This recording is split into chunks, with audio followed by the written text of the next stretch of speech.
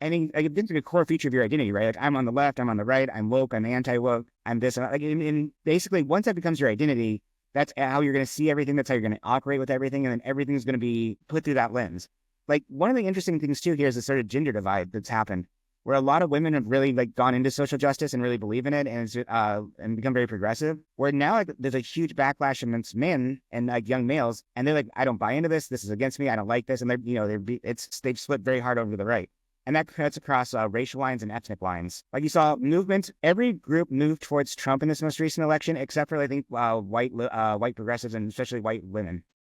That's interesting. What do you think explains that kind of demographic shift? So they really hit this message hard, right? Of like, you're an oppressor. And they really hit, like, they went after the empathy, right? This is God Sod's work. You know, like, don't you have empathy for the Black people? Don't you have empathy for gay people? Don't you have empathy for for illegal immigrants? Don't you have empathy for all these people? And if you don't, you're a bad person. And so actually, Megan Dong, Cory Clark, and a few other people were at the Heterodox conference last year in Chicago, and I sat in on the women's workshop. And they had this very interesting idea of, like, how power is different in men and women. That for men, power is a ladder, right? We kind of know who's above us and who's below us. They said for women, it's more like a wheel where there's spokes, right? And the more connections you have to people around you, the more powerful you are, the more higher up you are in status.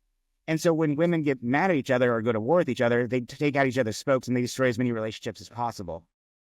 And so, and what they'll do too is, like, if your friend gets, like, listed as, like, a bad person, as a racist, sexist, homophobe, or transphobe, if you're a woman and your friend gets in trouble, that will also come after you. Like, they won't just go after her, they'll go after you, and they'll go after your friends, and they might go after your kids. And then your kids aren't invited to, like, the play circle. And so basically, they get women to police each other because, like, if one of them steps out of line, it's, like, they'll do everything they can to socially isolate and destroy that person. Oh, that's really fascinating. I mean, that makes sense, but I hadn't really thought about that. That's an interesting, the wheel versus the ladder, analogy. I thought it was brilliant. I'm like, I'd never heard it before. It's not my idea. I stole that. Definitely. What do you think explains, the whole narrative is that, Donald Trump's a white supremacist, and you have, I think, every ethnic group between 2016 and 2024 moving towards Donald Trump. What do you think explains that? So, No, Trump, more than anything else, is a middle finger, right? Trump. The analogy I've used before is, so when the wokesters, when the social justice activists, when the restorative justice people got all this power and were policing language and saying, here's the good words that you must say all the time. Here's the land acknowledgements. Here's the pronouns. Here's all this. And then here's all the naughty words. And if you ever say this, we'll call you a racist, sexist, homophobe, transphobe, etc. They become very school marmish, right? Very hall monitory.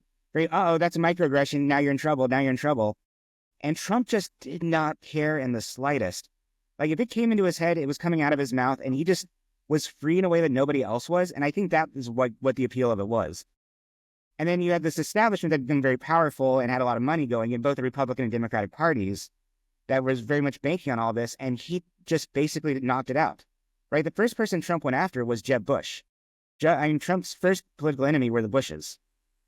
And then it was the establishment of the Republican Party. And then he went after, like, the Democrats. And he just says things that, will get anybody else, like, fired and canceled and everything else.